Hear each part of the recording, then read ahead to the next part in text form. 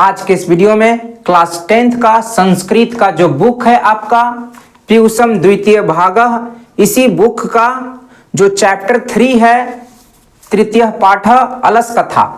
तो अलस कथा से अब तक 2015 से लेकर के 2023 तक के अपडेटेड आपका जो भी क्वेश्चन पूछे जा चुके हैं मैट्रिक के परीक्षा में, ऑब्जेक्टिव और सब्जेक्टिव। ऑब्जेक्टिव 1 मार्क्स का पूछा जाता है और सब्जेक्टिव 2 मार्क्स के ही पूछे जाते हैं। और ये सारे क्वेश्चन जो है हिंदी मीडियम में ही पूछा जाता है, हिंदी माध्यम में ही पूछा जाता है। तो इन सभी प्रकार के क्वेश्चन को इस वीडियो में बहुत ही सिंपल तरीके से आपको बताने वाले हैं। और यदि आप इस चैप्टर का अलस कथा चैप्टर का जो वीडियो अपलोड कर दिए हैं, आपको पढ़ा चुके हैं, उसका नोट्स बनवा चुके हैं, उसका अनुवाद बता चुके हैं, यदि उस वीडियो को देखे हैं तो ये जितने भी क्वेश्चन पूछे गए हैं उन सारे क्वेश्चन को बहुत ही आसानी से समझ जाएंगे, आसानी से बना देंगे।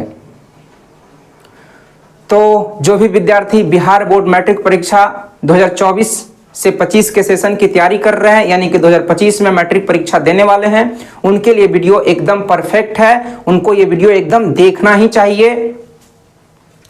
तो चलिए बिना देर किए हुए हम लोग आगे बढ़ते हैं। और आगे बढ़ने से पहले आप लोगों से रिक्वेस्ट है कि आप लोग चैनल को सब्सक्राइब कर दें, दोस्तों में शेयर कर दें और एक लाइक जरूर कर दें। तो हम लोग बढ़ते हैं और सबसे पहले बात करेंगे ऑब्जेक्टिव क्वेश्चन। तो ऑब्जेक्टिव क्वेश्चन हम लोग कुछ इस प्रकार से लिखे हैं। 4 ऑप्शन दिया होता है, जैसे कि आपको पता होना चाहिए। हर एक ऑब्जेक्टिव क्वेश्चन जो पूछे जाते हैं उसमें 4 ऑप्शन दिया रहता है, उसमें से कोई एक ऑप्शन आपको चुनना होता है। तो यहाँ पे एक लाइन में ही सिर्फ क्वेश्चन लिखे हैं, है ना, जो ऑब्जेक्टिव क्वेश्चन पूछा जा चुका है 2023 तक अपडेटेड। तो ऑब्जेक्टिव क्वेश्चन जो लिखा हो इसका आंसर आपको हम बताते चलेंगे और आप लोग भी कमेंट करते हुए चलेंगे।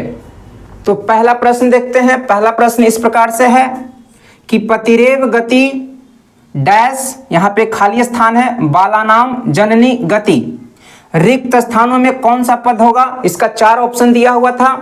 तो यहाँ ऑप्शन जगह की कमी के कारण नहीं लिख पाए हैं। तो आपको एक श्लोक चैप्टर जब पढ़ा रहे थे तो बताए थे कि पतिरेव गति स्त्रीणाम बालानाम जननी गति। इसका अर्थ यह हुआ कि स्त्रियों की जो गति है उसके पति से होती है और बालकों अर्थात बच्चों की जो गति है उसकी माता से होती है। जननी का मतलब माता होता है।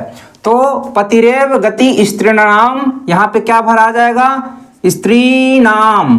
क्या हो जाएगा? स्त्री नाम हो जाएगा। यहाँ पे पतिरेव गति स्त्रीणाम बालानाम जननी गति। तो यहाँ पे स्त्री नाम जो है रिक्त स्थान में एकदम परफेक्ट सही आंसर होगा।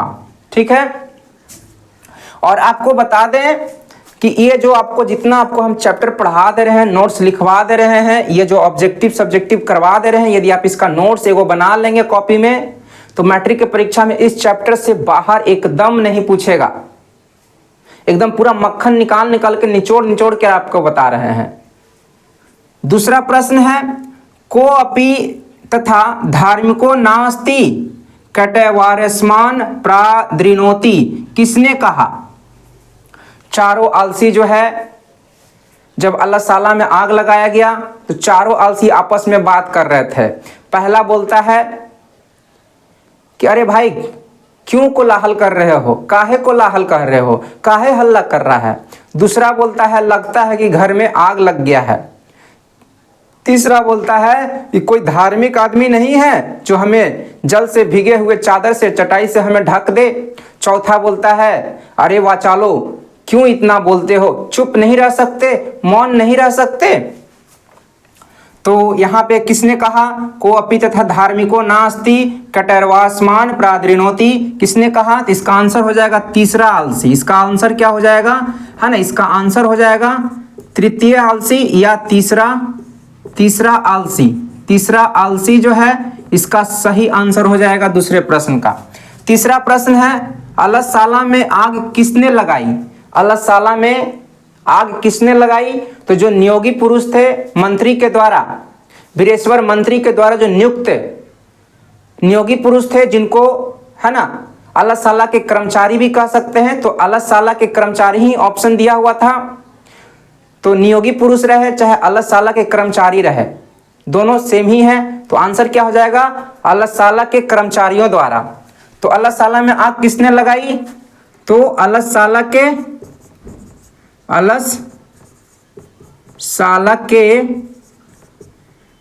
कर्मचारियों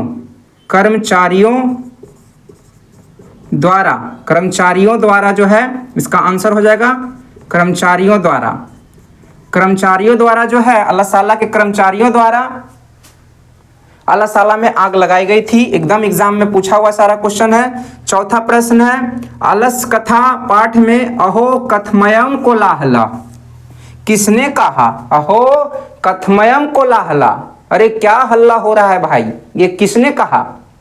तो बार बार आपको बता रहे हैं, एकदम चारों क्या क्या कहा एकदम दिमाग में बैठा के रखेंगे। एकदम हिंदी में पूछा जाता है कि 2 नंबर का क्वेश्चन पूछा जाता है कि चारों आलसी जब आग लग गया था घर में तो चारों आलसी आपस में क्या बात कर रहे थे अपने शब्दों में लिखें। एकदम हिंदी में ही पूछा जाता है, ठीक है। तो पहला क्या बोला?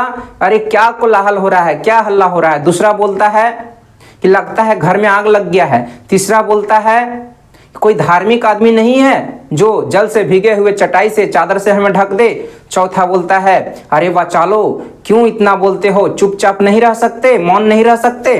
तो चारों आदमी यही बोलता है, चारों आलसी यही बोलता है। तो अहो कथमयम कोलाहला किसने कहा? पहला आलसी। इसका आंसर क्या हो जाएगा? पहला आलसी इसका सही आंसर हो जाएगा। फिर है 5वां प्रश्न है, मैथिली भाषा के कवि कौन है? तो मैथिली भाषा के कवि आपको बताए हैं, है ना, विद्यापति जो हैं मैथिली भाषा के विद्यापति मैथिली भाषा के कवि हैं। इन्हीं के द्वारा पुरुष परीक्षा नामक ग्रंथ लिखा गया और अलस कथा जो है पुरुष परीक्षा ग्रंथ का ही एक अंश विशेष है, अंग है, भाग है। छठा प्रश्न है आपका, अलसशाला में आग कब लगाई गई थी? एकदम बार बार पूछा जाने वाला प्रश्न है सारे के सारे। तो अलसशाला में आग कब लगाया गया? जब सब सो रहे थे। इसका आंसर हो जाएगा जब सब सो रहे थे। क्या कर रहे थे? जब सब सो रहे थे तब अलसशाला में आग लगाया गया। 7वां प्रश्न है, अलस कथा पाठ के रचनाकार कौन है? तो अलस कथा पाठ के रचनाकार आपको बता चुके हैं कि विद्यापति ही होंगे, क्योंकि अलस कथा पाठ जो है पुरुष परीक्षा नामक ग्रंथ से लिया गया है और पुरुष परीक्षा ग्रंथ के लेखक जो हैं विद्यापति हैं। तो स्वाभाविक है कि अलस कथा पाठ के भी रचनाकार विद्यापति ही होंगे। तो अलस कथा पाठ के रचनाकार कौन होंगे? इसका आंसर हो जाएगा विद्यापति। क्या हो जाएगा? विद्यापति ही सही आंसर होगा। फिर 8वां प्रश्न है, नीतिकार आलस्य को क्या मानते हैं? तो नीतिकार जो है आलस्य को शत्रु मानते हैं। क्या मानते हैं? शत्रु रहे ऑप्शन में, या रिपु भी रह सकता है, रिपु का मतलब शत्रु ही होता है, या दुश्मन भी ऑप्शन में रह सकता है। तो तीनों में से कोई एक ही ऑप्शन रहेगा। तो तीनों जो है पर्यायवाची शब्द है, रिपु, शत्रु, दुश्मन, तीनों जो है आपका क्या है? पर्यायवाची शब्द है जो कि आलस्य का शत्रु है। 9वां प्रश्न है, वीरेश्वर कौन था? वीरेश्वर कौन था? तो वीरेश्वर जो था मिथिला के मंत्री थे। कौन थे? मिथिला के मंत्री थे, जो स्वभाव से दानशील थे, दयावान थे, है ना। तो ये ऑब्जेक्टिव है, तो एक ही शब्द में आपको आंसर देना है। तो ये मिथिला के क्या थे? मंत्री थे। 10 नंबर प्रश्न है, वास्तविक आलसियों की संख्या कितनी है? एकदम बार बार पूछा जाने वाला प्रश्न है। वास्तविक आलसियों की संख्या कितनी है? तो 4। ऑप्शन में 4, 5, 6, 7 ऐसे रहेगा। तो आपको आंसर देना है 4। कितना? 4 ही वास्तविक आलसी थे। असली में जो आलसी थे उसकी संख्या 4 थी। 11 नंबर प्रश्न है, सबसे बड़ा शत्रु कौन है? सबसे बड़ा शत्रु कौन है? तो आलस्य, है ना। नीतिकार मानते हैं कि, है ना, मानव का सबसे बड़ा शत्रु कौन होता है? तो आलस्य होता है ना। तो यहाँ पे क्या लिख रहे हैं? आलस्य लिख रहे हैं। क्या लिख रहे हैं? आलस्य जो है ना, आलस्य लिख लेंगे। आलस यहाँ चमक रहा होगा, तो चमक रहा होगा तो इसका आंसर जो हम यहाँ लिख देते हैं आलस। आलस जो है ना, सबसे बड़ा शत्रु है। कौन? आलस जो है सबसे बड़ा शत्रु है। 12 नंबर प्रश्न है, घर में लगी आग को देख कर कौन लोग पलायमान हो गए? पलायमान हो गए मतलब भाग गए। तो जब अलसशाला में आग लगाया गया तो कौन पहले भाग गया या कौन पलायमान हो गया? तो सबसे पहले जो भागा था वो धूर्त भागा था। कौन भागा था? धूर्त भागा था। आप लोग चैप्टर पढ़े होंगे, है ना। धूर्त लोग जो है ना, पलायमान हो गए। आग जब लगा तो सबसे पहले धूर्त लोग भागा, है ना, जो मेहनत नहीं करना चाहते, खाली पेट पूजा करने के लिए ये लोग आए थे। 13 नंबर प्रश्न है, चारों आलसियों को कैसे बाहर निकाला गया? एकदम बार बार पूछा जाने वाला प्रश्न है। चारों आलसी को बाहर कैसे निकाला गया? तो केस पकड़ के, आपको बताए थे, चैप्टर पढ़ा रहे थे, तो केस पकड़ के, सर का केस बाल पकड़ करके, है ना, ये एग्जाम में आता है। केस ऐसे ही लिखा रहेगा ऑप्शन में, केस पकड़कर, केस पकड़कर, क्या पकड़कर, है ना। चारों आलसियों को बाहर कैसे निकाला गया? तो केस पकड़ के निकाला गया। 14 नंबर प्रश्न है, अलस कथा अंतर्गत मिथिला में कौन मंत्री थे? तो मिथिला के मंत्री कौन थे? वीरेश्वर। कौन थे? वीरेश्वर इसका सही आंसर हो जाएगा। फिर 15 नंबर प्रश्न है, बनावटी आलस्य दिखाकर कौन भोजन ग्रहण करते थे? बनावटी आलस्य अर्थात कृत्रिम आलस्य बना करके कौन भोजन ग्रहण करते थे? तो इसका आंसर हो जाएगा धूर्त लोग। क्या हो जाएगा? धूर्त लोग जो हैं बनावटी आलस बना करके भोजन ग्रहण करने के लिए आए थे, पेट पूजा करने के लिए आए थे। 15 के बाद हो गया 16 प्रश्न हो गया, अलसशाला में आग क्यों लगाई गई? है ना, अलसशाला में आग क्यों लगाई गई थी? तो वास्तविक आलसियों के पहचान के लिए, यानी कि आलसियों के पहचान के लिए। यहाँ पे क्या हो जाएगा? वास्तविक आलसियों के पहचान, है ना, हेतु के पहचान के लिए इसका सही आंसर हो जाएगा, है ना, वास्तविक आलसियों के पहचान के लिए। ये ऑप्शन में दिया हुआ था, 4 ऑप्शन में से एक ऑप्शन ये था, वास्तविक आलसियों के पहचान के लिए जो है अलसशाला में आग लगाया गया था। अब हम लोग का 6-7 प्रश्न और बच गया है, ठीक है, 16 तक हो गया है, 23 तक और है, ठीक है, 4-20-7 प्रश्न और है। ये आपका ऑब्जेक्टिव रहा। एग्जाम में इस चैप्टर से बाहर एकदम नहीं पूछेगा। आपको हम जो चैप्टर पढ़ा दे रहे हैं, एक्सप्लेनेशन दे रहे हैं, नोट्स लिखवा दे रहे हैं, उसको लिख लेंगे, और ये जो ऑब्जेक्टिव सब्जेक्टिव करवा दे रहे हैं, इसका एक जगह इकट्ठा करके नोट्स बना लेंगे ना, तो आपको हम पक्का कह रहे हैं कि इस चैप्टर से एक तो आपको 16 ऑब्जेक्टिव क्वेश्चन बता चुके। अब हम लोग 17वें ऑब्जेक्टिव क्वेश्चन, जो कि आपके मैट्रिक के परीक्षा में एकदम पूछा जाने वाला है बार बार। तो 17 नंबर प्रश्न ऑब्जेक्टिव है, अलसशाला में आग लगने पर कितने लोग नहीं भागे? कितने लोग नहीं भागे थे?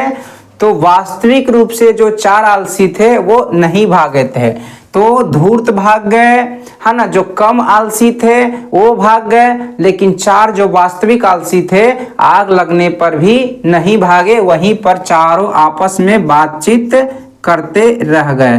तो 4 इसका सही आंसर होगा। फिर 18 नंबर प्रश्न है, संसार में बच्चों का रक्षक कौन है? संसार में जो है बच्चों का रक्षक कौन है? तो आपको एक श्लोक, है ना, हम लोग पढ़े थे, पतिरेव स्त्रीणाम बालानाम जननी गति, यानी कि बच्चों की जो गति है, पूरा वाक्य का मतलब यह होगा कि स्त्रियों की गति जो है उसके पति से होती है, तथा बच्चों की गति जो है उसकी माँ, जननी मतलब माँ होता है। तो यहाँ पे आंसर जो हो जाएगा जननी होगा, जननी, या ऑप्शन में माँ भी रहेगा तो माँ आंसर हो जाएगा। दोनों में से कोई भी रहेगा तो वही आंसर हो जाएगा। 18 नंबर, अच्छा यहाँ पे 2 बार लिखा गया है, ये 19 नंबर हो जाएगा। ये क्या हो जाएगा आपका? 19 नंबर हो जाएगा, ठीक है। अलस कथा पाठ किस ग्रंथ से संकलित है? अलस कथा पाठ जो है कई बार बता चुके हैं, आपको सुन सुनकर याद हो जाना चाहिए कि अलस कथा पाठ जो है किससे संकलित है? तो पुरुष परीक्षा नामक ग्रंथ से। तो इसका आंसर हो जाएगा पुरुष परीक्षा, ये ग्रंथ का नाम है। पुरुष परीक्षा ग्रंथ से जो है ना, अलस कथा पाठ संकलित है, लिया गया है। तो पुरुष परीक्षा 19 नंबर का सही आंसर हो जाएगा। 20 नंबर प्रश्न है, अलस कथा कैसी कथा है? ऑप्शन दिया हुआ था पदात्मक, गद्यात्मक, व्यंग्यात्मक।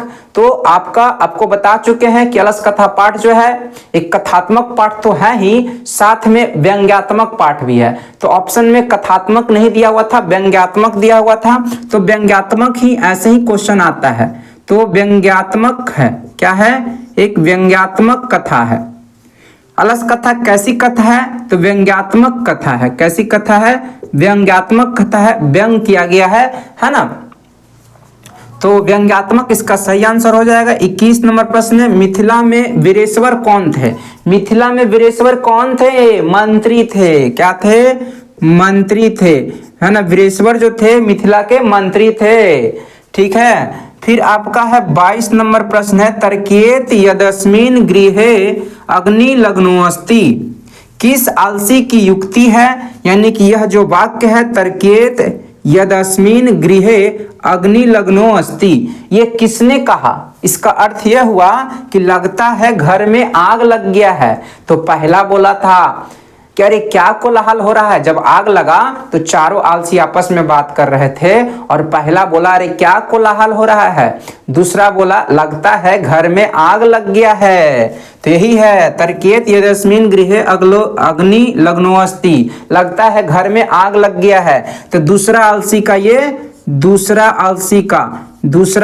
का ये कथन है, युक्ति है। दूसरा आलसी इसका सही आंसर हो जाएगा। तीसरा बोलता है कि कोई धार्मिक व्यक्ति नहीं है जो जल से भीगे हुए चादर से हमें ढक दे। चौथा बोलता है अरे वाचालो, क्यों इतना हल्ला कर रहे हो, चुपचाप नहीं रह सकते, मौन नहीं रह सकते।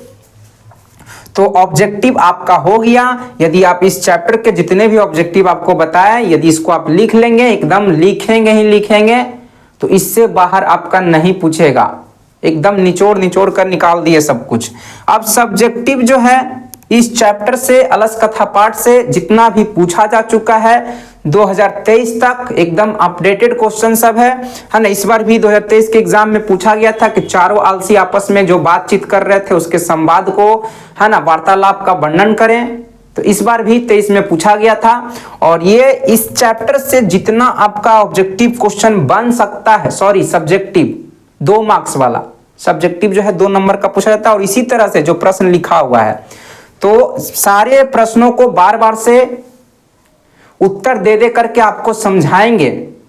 आप बस ध्यान से सुनते चलेंगे और उसको लिखेंगे कॉपी में। एकदम आराम से समझाएंगे उत्तर, एकदम आराम से। तो पहला प्रश्न है, चारों आलसियों का संवाद अपने शब्दों में लिखें। प्रश्न क्या है? पहला नंबर बहुत इंपॉर्टेंट है, सारे बहुत इंपॉर्टेंट है। और पहला प्रश्न है, चारों आलसियों का संवाद मतलब बातचीत, अपने शब्दों में लिखें। तो आप किस प्रकार से लिखेंगे? आप कॉपी कलम ले लें और लिखेंगे कि जब घर में अलसाला में आग लगा, मंत्री के द्वारा नियुक्त जो कर्मचारी थे उनके द्वारा वास्तविक आलसियों के पहचान के लिए अलसाला में जब आग लगा दिया गया तो धूर्त लोग भाग गए, कम आलसी लोग भाग गए और अंत में चार वास्तविक आलसी बचे और वो आपस में बातचीत कर रहे थे। फुसुर नहीं, क्या क्या बात कर रहे थे यह स्पष्ट लिखा हुआ है, जो कि आपको कई बार सुना चुके हैं। तो आप लिखेंगे कि पहला आलसी बोला अरे क्या कोलाहल हो रहा है, मतलब क्या हल्ला हो रहा है। दूसरा आलसी बोलता है, आप इसी प्रकार से लिखेंगे कि दूसरा आलसी ने कहा लगता है घर में आग लग गया है। फिर लिखेंगे तीसरा आलसी बोला कि कोई धार्मिक व्यक्ति नहीं है जो जल से भीगे हुए चादर या चटाई से हमें ढक दे। फिर चौथे आलसी ने कहा कि अरे वाचालो, तुम लोग कितना बोलते हो, चुपचाप नहीं रह सकते। तो जितनी बातें आपको बोले ना वो लिख देंगे तो वही आंसर हो जाएगा।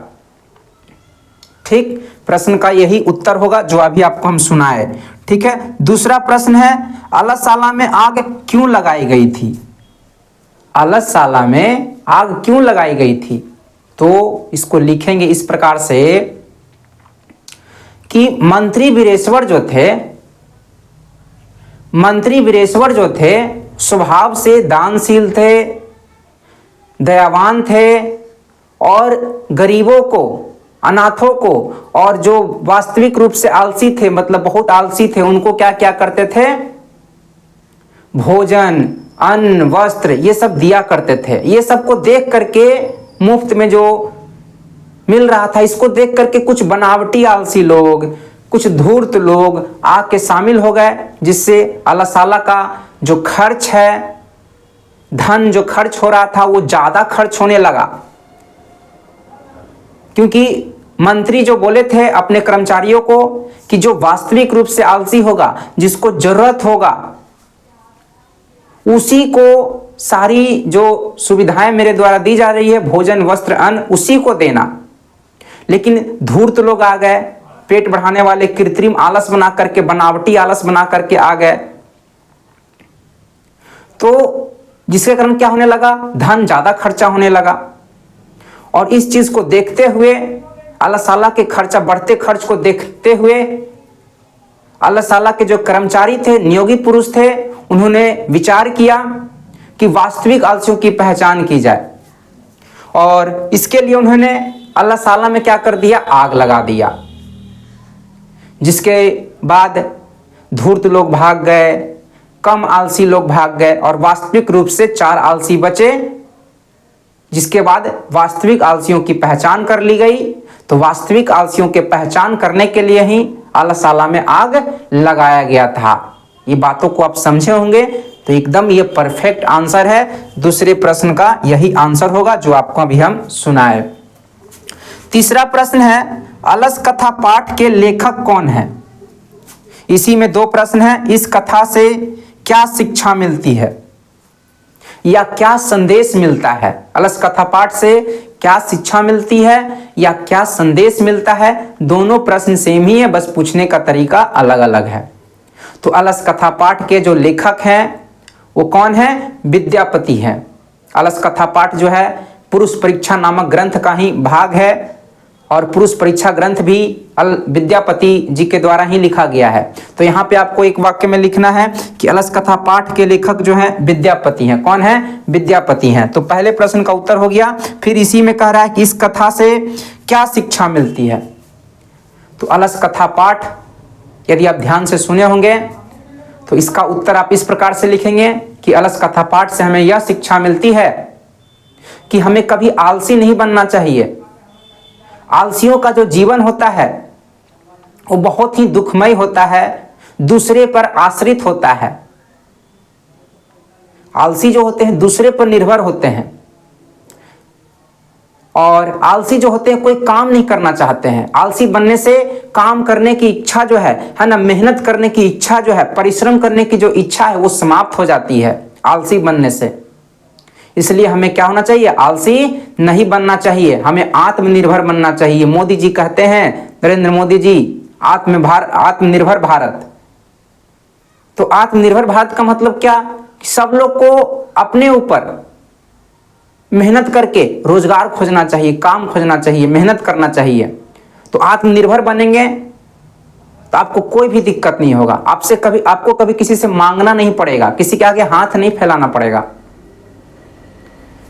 तो यही शिक्षा मिलती है अलस कथा पाठ से, यही शिक्षा मिलता है कि हमें आत्मनिर्भर बनना चाहिए, हमें आलसी नहीं बनना चाहिए। आलसियों का जीवन जो है बहुत ही दुखमय होता है, परिश्रम करने की इच्छा खत्म हो जाती है, दूसरे के आगे हाथ फैलाना पड़ जाता है।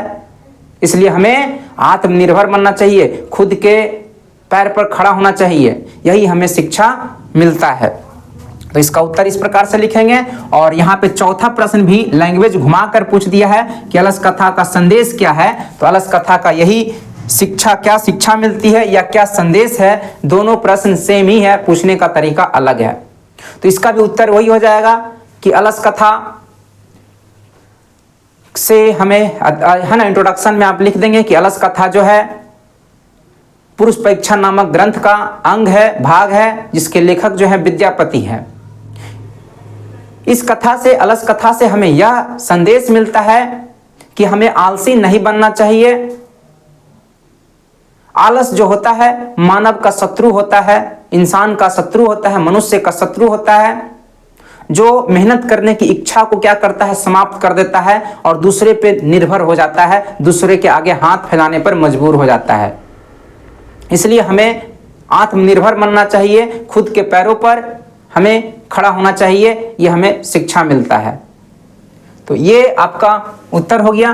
पांचवा प्रश्न है, अल्लाह ताला में कर्मियों ने आलसियों की परीक्षा क्यों ली? आलसियों की परीक्षा क्यों ली? तो आपको बता चुके हैं कि आलसियों की परीक्षा क्यों ली, कि क्या हो रहा था। पूरा बातों को समझेंगे, बातों को समझेंगे तो आप आंसर एकदम लिख देंगे। तो मंत्री वीरेश्वर जो थे, मिथिला के जो मंत्री थे वीरेश्वर, वो स्वभाव से दानशील थे, कारुणिक थे, अर्थात दयावान थे। और वो बहुत ही गरीब जो थे, जो अनाथ थे, जिसका कोई नहीं था, जो बहुत आलसी थे, उसको भोजन, अन्न, वस्त्र इत्यादि दिया करते थे।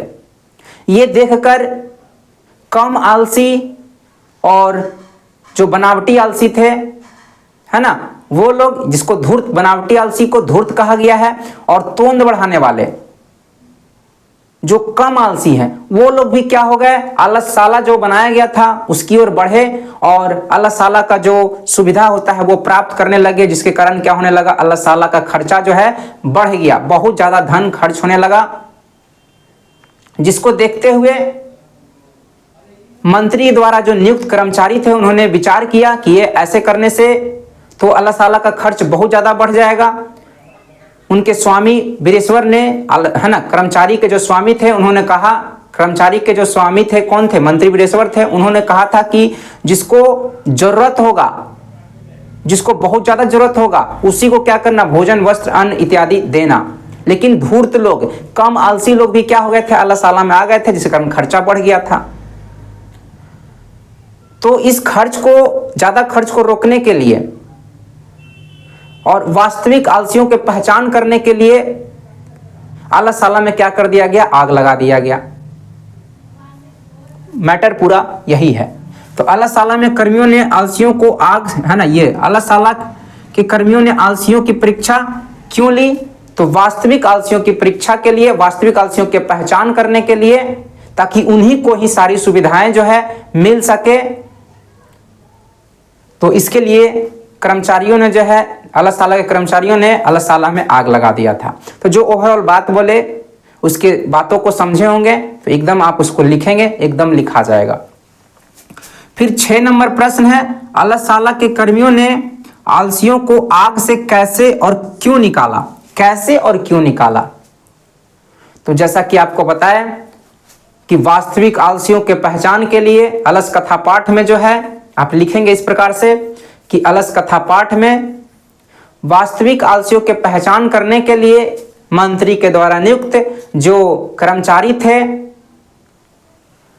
उन्होंने आलसशाला में आग लगा दिया। जब आग लग गया, है ना, जब आग, है ना, आलसशाला के कर्मियों ने आलसियों को आग से कैसे नहीं, आग लग गया और बहुत ज्यादा बढ़ते गया, आग बढ़ते गया, तो उसको, है ना, बाल पकड़ के, केस पकड़ के, क्या पकड़ के, आलसियों के जो 4 आलसी बच गए थे उसके केस को पकड़ करके क्या किया, आलसशाला से बाहर निकाला।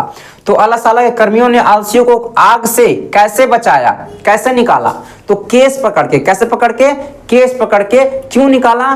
क्योंकि आग जो है आलसशाला में बढ़ते जा रहा था, बढ़ते जा रहा था, जिसके कारण उसकी मृत्यु हो सकती थी, वो जल सकते थे। तो उनके जान को बचाने के लिए, आलसियों के मरने से बचाने के लिए उसको क्या किया, आलसशाला से बाहर निकाल लिया। तो आपका उत्तर स्पष्ट हो गया होगा। 7 नंबर प्रश्न है, अलस कथा पाठ में किसका वर्णन है? तो आप इसको इस प्रकार से लिखेंगे कि अलस कथा पाठ जो है पुरुष परीक्षा नामक ग्रंथ से लिया गया है, जिसके लेखक जो है विद्यापति हैं। जिसके लेखक कौन है ना, विद्यापति हैं।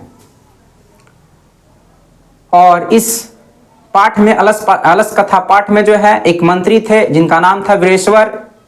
ये जो थे स्वभाव से दानशील थे और दयावान थे, यानी कि कारुणिक थे। और ये आलसियों को, बहुत ही जो गरीब थे, बहुत ही अनाथ थे, उसको अन्न, वस्त्र और भोजन इत्यादि दिया करते थे, है ना। तो जब भोजन, सारे सुविधाएं जो जिसको जरूरत था उसको दे रहे थे, जिसके कारण क्या हो रहा था, कुछ कम आलसी जो मेहनत नहीं करना चाहते हैं, सिर्फ पेट पूजा करना चाहते हैं, है ना तोंद बढ़ाना चाहते हैं, वो भी आलस साला की ओर जो सुविधा मिल रहा था उसकी ओर बढ़े, जिसके कारण क्या होने लगा, खर्चा बढ़ने लगा आलस साला का। और धूर्त लोग भी आ गए जो एकदम मेहनत नहीं करना चाहते हैं, वो लोग भी आलस साला में आ गए। तो खर्च क्या हो गया, बढ़ते गया बढ़ते गया। और मंत्री ने कहा था अपने कर्मचारियों से कि वैसे व्यक्तियों को, वैसे आलसियों को भोजन देना जो सही में आलसी है, वास्तविक आलसी है, उसी को क्या करना, अन्न वस्त्र भोजन इत्यादि देना। तो वास्तविक आलसियों की क्या हुई, है ना, खर्च उर्च बढ़ गया। तो वास्तविक आलसियों की पहचान करने के लिए आलस साला के जो कर्मचारी थे वो क्या कर दिए, आग लगा दिए, जिसमें मुख्य रूप से 4 व्यक्ति बचे, 4 पुरुष बचे। और यही चारों पुरुष जो थे वास्तविक रूप से आलसी थे। तो इन चारों आलसियों की कहानी जो है इस पाठ में बताई गई है, उसकी स्थिति को बताई गई है। ये चारों आलसी इतना आलसी थे कि घर में आग लग गया, आलस साला में आग लग गया, फिर भी ये आपस में बातचीत करते रहे, वार्तालाप करते रहे, भाग नहीं पाए, सब भाग गया। धूर्त लोग भाग गया, कम आलसी लोग भाग गया, लेकिन ये चारों आलसी जो थे आपस में बातचीत करते रहे और चारों कुछ ना कुछ बोलते रहे। जिसके बाद क्या किया गया, आग बहुत बढ़ते गया आलस साला में, तो इनको केस को पकड़ करके, बाल को पकड़ करके निकाला गया और बहुत ज्यादा इनको धन अर्थात खाना, कपड़ा, वस्त्र ये सभी दिया गया। तो इसमें मुख्य रूप से, है ना, आलस कथा पाठ में जो है किसका वर्णन है, तो 4 आलसियों का वर्णन है। किसका वर्णन है, 4 आलसियों का वर्णन है। किसका वर्णन है, 4 आलसियों का वर्णन है। 8 नंबर प्रश्न है, आलस कथा पाठ में वास्तविक आलसियों की पहचान कैसे हुई। तो क्वेश्चन रिपीट हो रहा है ना, वास्तविक आलसियों की पहचान कैसे हुई। तो आलस साला में आग लगाकर आप इस प्रकार से लिखेंगे कि आलस साला में आग लगाकर वास्तविक आलसियों की पहचान हुई। वास्तविक आलसियों की पहचान कैसे हुई, तो आलस साला में आग लगा दिया गया। क्यों लगाया गया आग, तो आलस साला का खर्चा क्या हो रहा था, बढ़ रहा था। मंत्री वीरेश्वर ने घोषणा किया था, अपने कर्मचारियों को बताया था कि जितना भी आलस साला का भोजन, वस्त्र, अन्न ये सभी जो है उसको, जो वास्तविक रूप से आलसी हैं, जो अनाथ हैं, जो बहुत गरीब हैं, उन्हीं को देना। लेकिन कुछ धूर्त लोग, कुछ कम आलसी लोग भी आलस साला में शामिल हो गए, जिसके कारण क्या होने लगा, खर्च बढ़ने लगा। और इसको देख करके आलस साला के कर्मचारियों ने तय किया कि वास्तविक आलसियों की पहचान की जाए, वास्तविक आलसियों की पहचान की जाए। इसके लिए उन्होंने क्या कर दिया, आलस साला में आग लगा दिया। तो आलस साला में आग, है ना, वास्तविक आलस कथा पाठ में वास्तविक आलसियों की पहचान कैसे हुई, तो आलस साला में आग लगाकर। 9 नंबर प्रश्न है, आलस साला में आग लगने पर क्या हुआ। आलस साला में आग लगने पर क्या हुआ, तो आलस साला में जब आग लगा तो पहले धूर्त भाग गए। पहले कौन भाग गए, धूर्त भाग गए। पहले धूर्त भाग गए, फिर कम आलसी, जो कम आलसी थे वो भाग गए, और अंत में 4 पुरुष बचे जो वास्तविक रूप से आलसी थे। चारों आपस में बातचीत कर रहे थे। तो उत्तर आपको मिल गया होगा कि आलस साला में आग लगने पर क्या हुआ। तो पहले आलस साला में जब आग लगा, वास्तविक आलसियों की पहचान करने के लिए आग लगाया गया था कर्मचारियों के द्वारा, मंत्री के कर्मचारियों के द्वारा। जिसके बाद क्या हो गया, धूर्त पहले भाग गए, फिर कम आलसी भाग गए, और वास्तविक रूप से 4 आलसी जो हैं उसी आलस साला में बातचीत करते रह गए।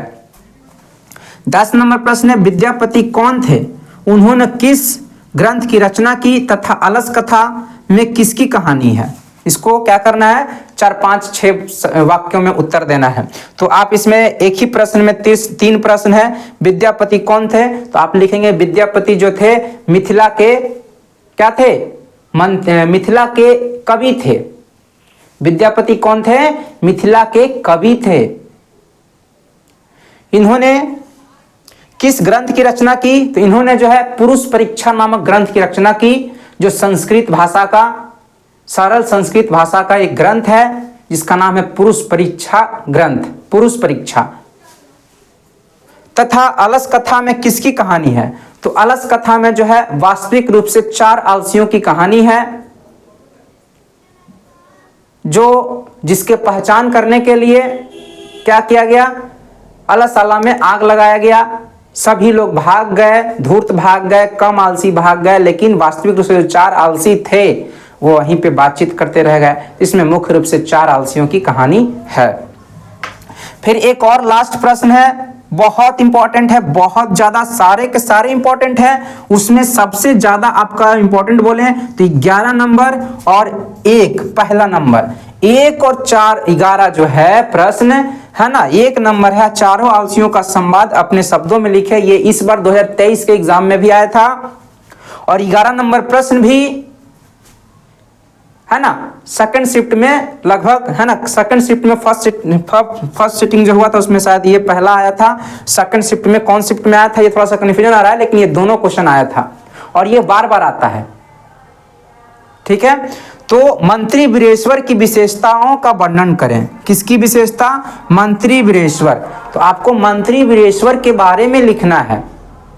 तो आप लिखेंगे, इस प्रकार से लिखेंगे कि अलस कथा पाठ जो है पुरुष परीक्षा नामक ग्रंथ का अंग है, भाग है, जिसके लेखक जो है विद्यापति हैं। इस पाठ में जो है मंत्री वीरेश्वर के बारे में बताया गया है और मंत्री वीरेश्वर जो है, मंत्री वीरेश्वर के स्वभाव के बारे में बताया गया है।